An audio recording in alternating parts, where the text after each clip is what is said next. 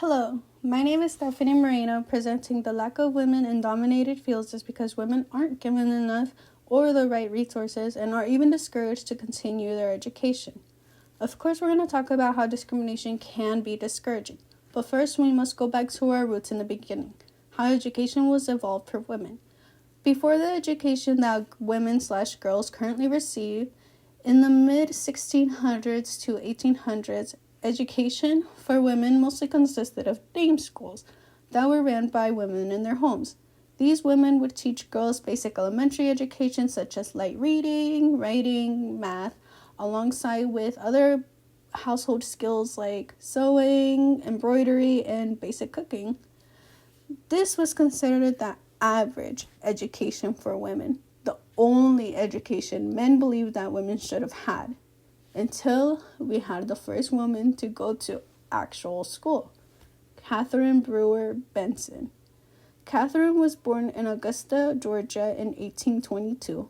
Catherine first attended Clinton School nearby her town, then she transferred to Wesleyan, and was one among 11 young ladies to graduate on the night of July 16, 1840, from Wesleyan College for Women with her bachelor's degree.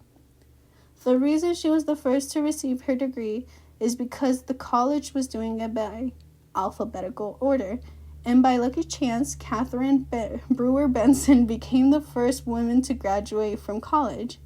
Now, some small fun facts about Catherine. She got married in 1942, and with her husband, she would claim that she wanted a big family with at least 10 kids.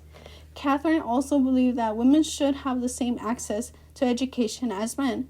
However, by the title of this video, you can tell that that opportunity is still not available to every woman. Now, moving on to how discrimination can be discouraging to women, and especially young females. I would also love to touch on a topic on how discouragement can lead to mental health issues and depressive symptoms, and maybe that's why your child or teenager or maybe even friends or yourself are lashing out and having issues with behavior. In this first graph, it shows discrimination levels depending on the type that are experienced by women in the math field and STEM. Surprisingly, there is more discrimination in the math than in the science field. The article where I got this graph from also concludes that the common experiences of gender discrimination and stereotyping among adolescent girls may undermine academic motivation. A lot of these women and young girls would just be told to pursue other things, which would just be the stuff that girls would have learned in dame schools by men in higher education fields. These other tables show results from an article called Gender Discrimination, Perceived School Unfairness, Depressive Symptoms, and Sleep Duration Among Middle School Girls. These tables are results from a study that collected data from middle school girls who have experienced gender discrimination by adults and face stereotypes. The first table here at the bottom shows many girls' sleeping patterns. Many appear to be uneven and non-consistent, which is bad because sleep is crucial for anyone, especially young girls in development. The statistics measure that the Table 1 reports that gender discrimination in 7th grade was associated with higher perceived school unfairness, short sleep durations, and depressive symptoms. And this other table on the right, it shows results from 8th graders. The table reads each raise, the duration of sleep, and depressive symptoms found in young girls. It isn't just in young girls, though. Many young female adults and or female adults themselves experience depressive symptoms. These symptoms, along with a lack of sleep or uneven sleeping patterns, can lead to hormonal change, causing behavioral issues and outbursts. This could also be demotivating for a lot of women, causing them to not want to pursue their careers or education. And if you're one of those women who feel that way, it's okay. This system wasn't built for us women, but we can't stop fighting for the right to the same education and opportunity as men. Now, instead of feeling discouraged, we should try to turn this discouragement into motivation. Women can overcome discrimination. A lot of women in STEM are starting to get motivated because they see the lack of women in those specific STEM fields.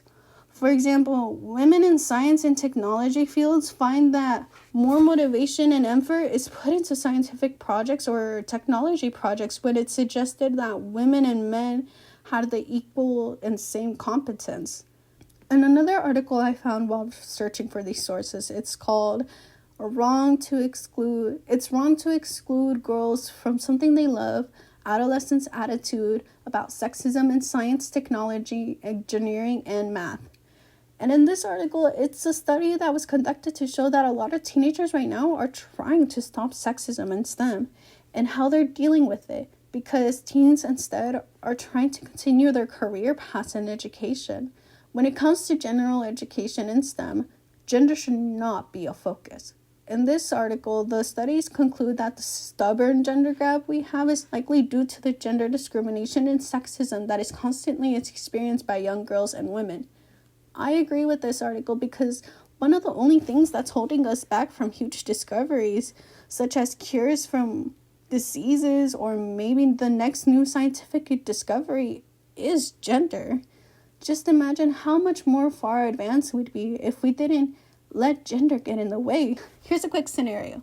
A male CEO has 2 applicants for a job filling, a female who graduated college 2 years in advance and has her bachelor's degree for said position, and let's say she's a bit overqualified for the position. And then we have the second applicant, who's male, also has his bachelor's degree, but he graduated on time. He's also perfect for the position, not saying he isn't. During the interview, the female does her best and stays serious and composed throughout the whole entire interview. She thinks she nails it and leaves with the hope that she'll land a position. During the interview with the male, though, it started off professional, but then it started to lead into a conversation about how only men can handle this position.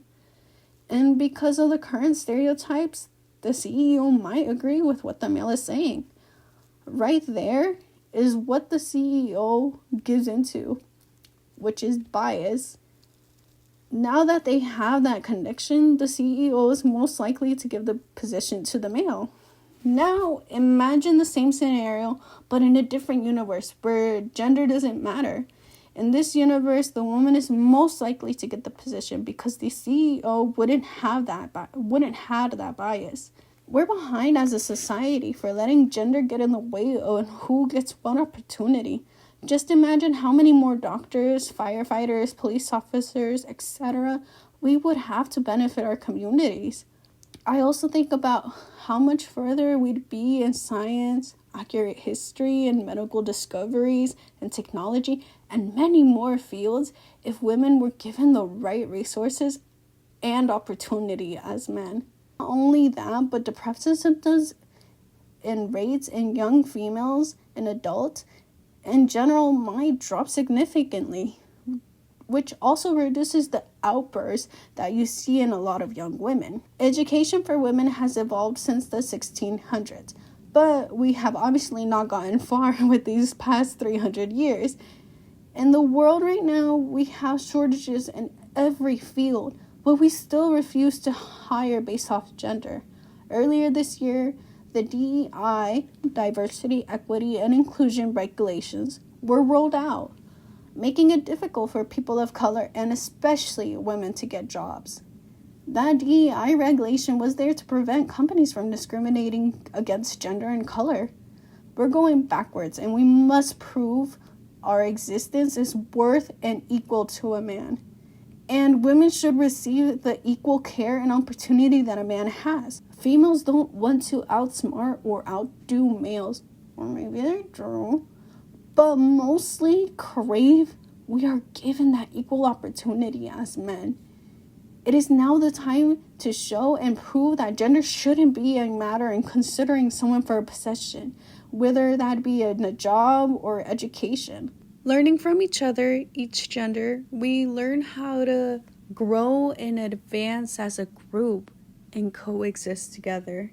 And that is it from me today, because this video is getting pretty long, and I just wanted to thank everybody who sat through this whole entire video and watched it and listened to me talk this whole entire time. Thank you. I hope this video brings inspiration and motivation to many, many, many young women and women in general just out there. No, I just hope you guys know it's not your fault. This system wasn't built for us, okay? This system was built for men only. But we're learning how to dominate this field as well. And we can't give up yet.